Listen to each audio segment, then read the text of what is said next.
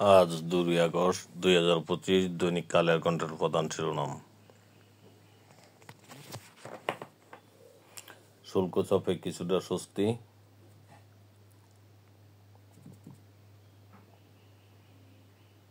যুদ্ধ ও বাণিজ্য নজিরবিহীন মার্কিন পররাষ্ট্র নীতি।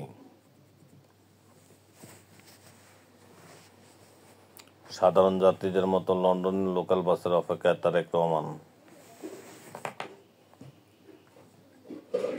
জুলাই ঘোষণাপত্র এখন বাস্তবতা, উপদেষ্টা মাহফুজ।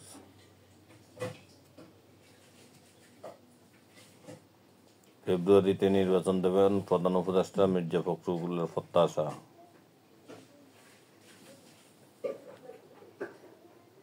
ষাট জেলায় ডেঙ্গুর বিস্তার, 10টিতে ভয়াবহ অবস্থা।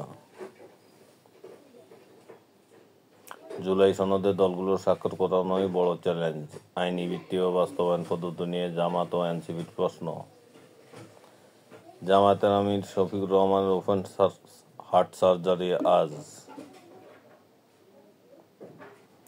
প্রধান শিক্ষক নেই 34,000 স্কুলের সরকারি প্রাথমিক বিদ্যালয়। মামলা জটিলতা, আটকা প্রধান শিক্ষকের 31,459 পদ। বন্ধক রাখা মোবাইল থেকে ফেসবুকে ধর্মীয় অবমাননার পোস্ট, যুবক গ্রেপ্তার।